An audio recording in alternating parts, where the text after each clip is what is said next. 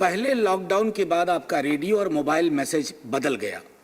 आपने कहना शुरू किया, बीमारी से लड़ो, बीमार से नहीं। लेकिन तब तक नुकसान हो चुका था। देश में लोग बीमार से लड़ने लगे थे। एक राज्य है जहां सिंगल सोर्स नाम का एक डेटा आने लगा, और भी टेलीविजन डिबेट्स देख लीजिए उस दौर की, वो हमारे बौने कद को दर्शाता है। माननीय मंत्री महोदय, मैं जानता हूं आपके नेतृत्व में पूरा देश, हम सब मिलकर के कोरोना संक्रमण से तो निकल लेंगे, आज नहीं तो कल। लेकिन ये जो जहर हमारे समाज में बो दिया गया, उससे कब निकलेंगे मैं भरोसेमंद नहीं हूं। एक राज्य और है, मेरा ही राज्य, उन्होंने मजदूरों को ही कह दिया कि कोरोना कैरियर है, तमाम तरह की बाधाएं खड़ी की गई।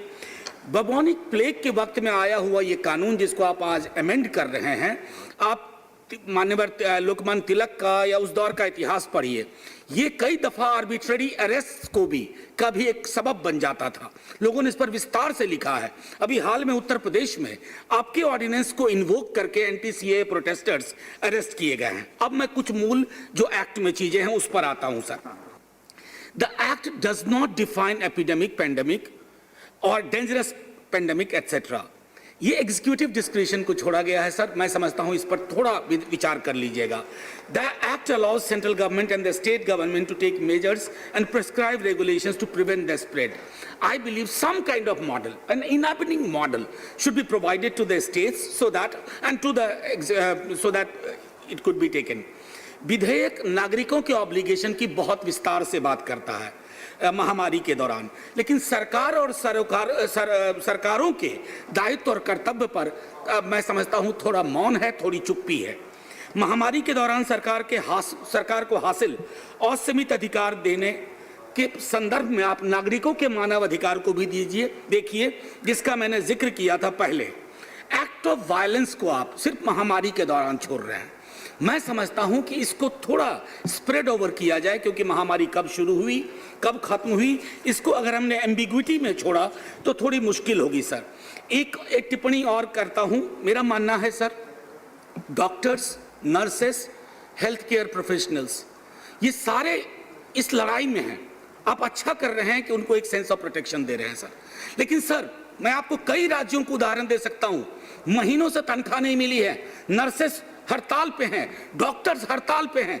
ये देखिए, मैं मानता हूं प्रतीक का महत्व है कि पुष्प वर्षा हो, ये प्रतीक महत्वपूर्ण होते हैं कभी कभी, लेकिन प्रतीक को अंत नहीं मान लेना चाहिए कि पुष्प वर्षा कर दी, अब और कोई हमारा ऑब्लिगेशन नहीं है। मैं समझता हूं सर, हम लोग प्रतीकों में जीने लगे हैं। ताली, थाली, पुष्प वर्षा, ये सब जरूरी हैं, लेकिन इनसे ज्यादा जरूरी है इंसानी जिंदगियों में दखल देना, उनके जिंदगी के कोहराम को बचाना। और मैं समझता हूं वहां सर थोड़ी कमी रही है। और आखिरी में फिर मैं एक कह करके खत्म करूंगा। एक बार सर, आप माननीय स्वास्थ्य मंत्री जी बहुत संजीदा व्यक्ति हैं, आप खुद याद कीजिए कि मार्च और अप्रैल के महीने में हमारे टेलीविजन पे क्या चल रहा था। हम कोरोना संक्रमण से नहीं लड़ रहे थे, हम लड़ रहे थे अपने लोगों से। ठेले वाले पर अटैक हो रहा था, उनकी सब्जियों को फेंका जा रहा था। सर, हर जिंदगी महत्वपूर्ण है। और ये क्यों हुआ? क्योंकि बस 30 सेकंड सर, जय हिंद बोलने से पहले मैं सिर्फ इतना कहना चाहता हूं सर, एक वैज्ञानिक दृष्टिकोण से अगर हमने शुरू से ये लड़ाई लड़ी होती तो हमारे समाज में इतने बाड़े नहीं होते, इतने बैरिकेड्स नहीं होते, सोच और समझ में इतनी संकीर्णता नहीं होती। आज हम सर, फिर से मैं कहूंगा, हम बीमारी से कम बीमार से ज्यादा लड़ रहे हैं। हमने कोरोना को ऐसा बना दिया कि हर आदमी मार्च और अप्रैल के महीने में पॉजिटिव होने के बाद भी बताता नहीं था, अरे मैं कोरोना पर, मैं क्या, ये सोच कहां से आई? ये सोच अवैज्ञानिक दृष्टिकोण से आई। इसलिए मैं इन बातों को कह करके अपनी बात खत्म करता हूं। माननीय मंत्री महोदय, ध्यान रखिएगा। जय हिंद। इस संकट का आभास हमें जनवरी के महीने में नहीं था, तो विपदा की इस घड़ी में आए हुए इन दोनों जो एग्जीक्यूटिव डिसीजन थे शुरू में और अब बिल में तब्दील हो रहे हैं, मैं इनके पक्ष में खड़ा हूं सर। लेकिन मैं समझता हूं कि विपदा के प्रति संवेदनशीलता के कई स्तर होने चाहिए सर। शायद जो सेंट्रल विस्टा प्रोजेक्ट है, या वो अभी के दौर में सर विलासिता की तरह लग रहा है। कल मैंने सुना कि संसद की एक नया भवन बनेगा सर। कई घरों में दिया बुझ चुका है। अर्थव्यवस्था के बारे में मैं कम बोलूं तो बेहतर है। हम हर कुछ क्या ये संभव नहीं है कि हम अपनी प्राथमिकताएं पुनः तय करें? सर एक और टिप्पणी मैं करना चाहूँगा, बड़े बड़े इश्तेहार छपते हैं राज्य सरकारों के और केंद्र सरकारों के महिमा मंडन के, स्वयं के महिमा मंडन के, कम से कम 1 बरस तक 2 बरस तक इस पर एम्बार्गो लगना चाहिए।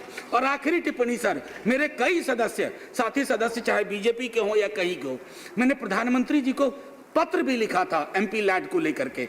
मैं जिस राज्य से आता हूं वो संसाधनों का घोर अभाव है सर। कई ऐसे और राज्य हैं, उड़ीसा हो, मध्य प्रदेश हो, जहां पर अगर आप सांसदों को ये इजाजत देते कि कोविड स्पेसिफिक एक्सपेंडिचर हो, प्रोजेक्ट्स हो, वो शायद बेहतर निर्णय होता बनिस्बत इसके कि इसको कंसोलिडेटेड फंड में भेजा जाए, जहां एक ब्यूरोक्रेसी सहरसा के, पूर्णिया के हकीकत से वाकिफ नहीं है और उनको दिया गया है। मैं बस इतना कह करके खत्म करूंगा और मैं पुनः आग्रह करूंगा कि जब दौर बुरा आता है ना, तो सिर्फ सांकेतिकता से काम नहीं चलेगा। हमें तय करना होगा कि आज के बाद कोई विज्ञापन नहीं, कम से कम 2 वर्ष के लिए सारे भवन निर्माण रोक दिए जाएं, पहले लोग बच जाएं, फिर हम कई भवन बनाएं। धन्यवाद। नेशनल दस्तक की आपसे गुजारिश है कि अगर इसको बचाना चाहते हैं तो नेशनल दस्तक को सब्सक्राइब करने के लिए रेड कलर के सब्सक्राइब बटन को दबाएं, फिर बेल आइकन की घंटी दबाएं। नेशनल दस्तक को बचाने के लिए बहुत जरूरी है कि हर खबर को शेयर करें, लाइक करें, कमेंट जरूर करें।